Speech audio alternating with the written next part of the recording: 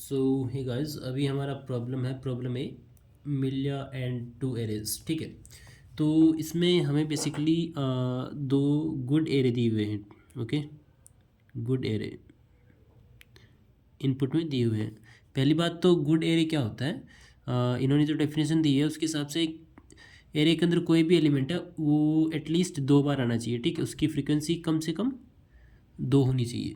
ठीक है, मतलब हर एलिमेंट डुप्लीकेट होगा, एक्स एक्स वाई वाई इस तरह से ना, जेड जेड जेड इस तरह से कुछ एलिमेंट हमारे एरे के अंदर होंगे। तो हमें दो ऐसे एरे गिवन है। ठीक है, एक ए है और एक बी है।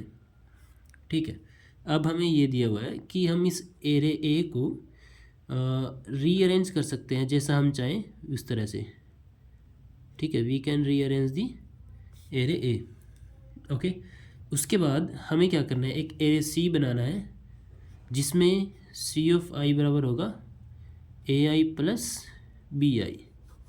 ठीक है, तो फाइनली जो ये हमारा एरे सी बना है, ठीक ना, ये एरे सी ठीक है ना। ओके, तो इसमें अगर हम इस तरह से एरे ए को रीअरेंज करें ताकि फाइनल जब एरे सी बने तो उसमें कम से कम तीन डिफरेंट एलिमेंट्स आए।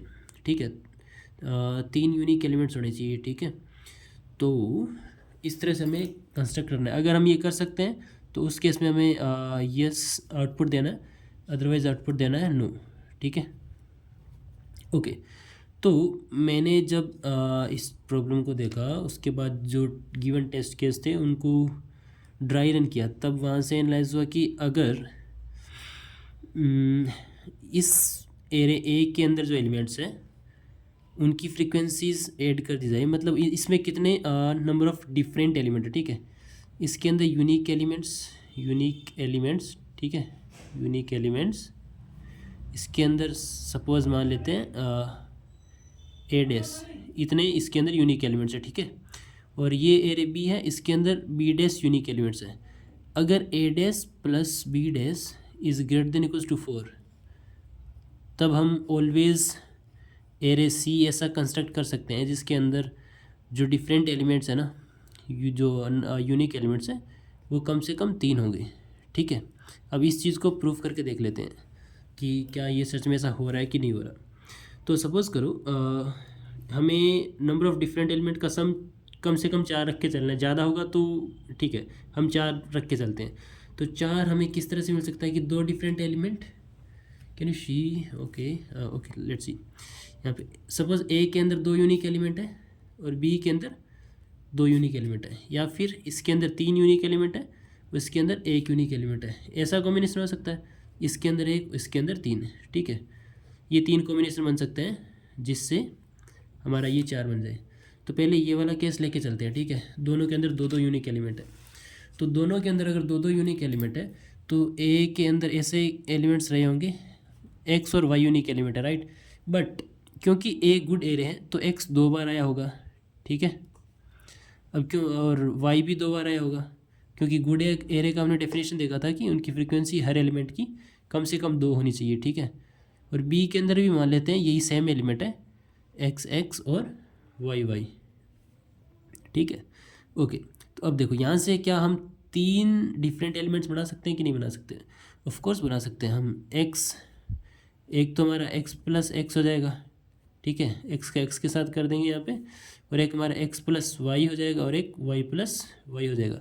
तो यहाँ से तीन तरह के डिफरेंट एलिमेंट बन सकते हैं अगर हम सी के अंदर इस तरह से इनको इंसर्ट करें।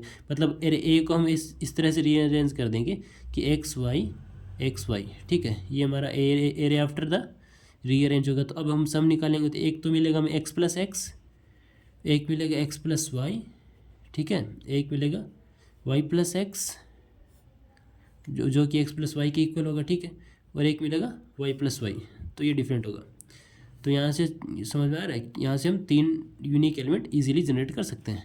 अब सपोज ऐसा एक ये वाला एग्जांपल मान के चलते हैं 3 और 1 वाला। ठीक है, तो इसके अंदर एक्स एक्स वाई वाई और जेड जेड तीन एलिमेंट है एरे ए के अंदर। ठीक है, इस तरह से तीन यूनिक एलिमेंट है, और हमारा जो एरे बी है उसके अंदर एक ही यूनिक एलिमेंट है क्योंकि हम 3 और 1 वाला केस ले रहे हैं। तो इसके अंदर सपोज़ इनमें से कोई एक एलिमेंट है या फिर डिफरेंट होगा तो भी चलेगा। तो हम मान लेते हैं कि सबके अंदर x x x x x और एक्स, ठीक है। तो इसके अंदर ये 1 हो गया, इसके अंदर हो गया इसकी फ्रीक्वेंसी ऑफ डिफरेंट एलिमेंट 3 है।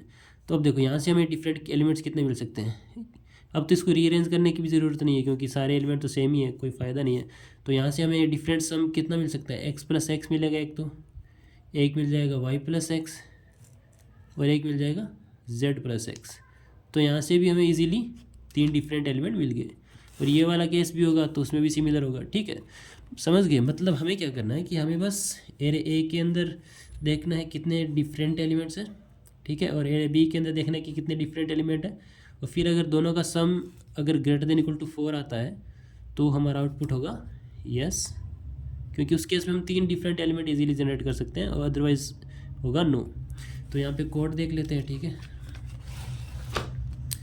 ओके, सो हमें क्या करना है, एक इनपुट n लेना है जो कि गिवन दिया हुआ है। यहाँ पे मैंने टेम्प वेरिएबल बनाया है और यहाँ पे इनपुट टेम्प नहीं लेना, सॉरी, यहाँ पे n को इनपुट लेना है, ओके। तो फिर मैंने 2 मैप क्रिएट किए हैं। यहाँ पे आप सेट का भी यूज़ कर सकते हो, बाकी मैं हर प्रॉब्लम में मैप ही यूज़ करता हूँ, इसलिए मैंने मैप बनाया है। बाकी यहाँ पे हमें बस यूनिक एलिमेंट्स चाहिए कितने हैं, तो इजी रहेगा कि सेट के केस में सेट यूज़ कर लो। मैप हम तब यूज़ करते हैं जब हमें फ्रीक्वेंसी भी साथ में रखनी हो, बट इस केस में फ्रीक्वेंसी नहीं चाहिए, हमें बस यूनिक एलिमेंट्स चाहिए कितने हैं, तो आप सेट यूज़ कर सकते हो। बट मैं मैप के साथ हैंड्स ऑन हूँ तो वही यूज़ किया मैंने। तो मैं 2 मैप क्रिएट कर लिए, उसके बाद फर्स्ट एरे ए इनपुट लिया और उसको मैप एमपी के अंदर डाल दिया, ठीक है। अब देखो मैंने यहाँ पे वेक्टर नहीं बनाया क्योंकि वेक्टर की ज़रूरत नहीं है, उस एलिमेंट्स को हमें स्टोर नहीं करना, हमें एलिमेंट से मतलब ही नहीं है, हमें बस ये देखना है कि कितने यूनिक एलिमेंट्स हैं। इसलिए बस एक टेम्प वेरिएबल क्रिएट किया है जो हम बार बार वही इनपुट ले रहे हैं, ठीक है। n टाइम्स उसी को इनपुट लिया है और मैप के अंदर डाला है हर बार, ठीक है। तो ये तो हो गया हमारा एरे ए, फिर ये हो गया हमारा एरे बी, ठीक है। इसको एरे ए को एम पी के अंदर डाला और एरे बी को एम के अंदर डाला। फिर हमने चेक कर लिया कि अगर मैप डॉट साइज़, इसका एम पी डॉट साइज़ और एम डॉट साइज़ अगर दोनों ग्रेटर देन इक्वल्स टू 4 है तब यस होगा, अदरवाइज नो, ठीक है। So I think it's very clear यहाँ पे कि इसका साइज़ और इसका साइज़, अगर इसका साइज़ क्या बताएगा कि नंबर ऑफ़ डिफरेंट एलिमेंट कितने हैं एरे ए के अंदर, और ये क्या बताएगा कि नंबर ऑफ़ कितने डिफरेंट एलिमेंट है एरे बी के अंदर, ठीक है। अगर दोनों का sum greater than equals to 4 होता है तब output yes, otherwise no. That's all. So thank you so much for watching the video and do subscribe the channel for more videos. Thank you.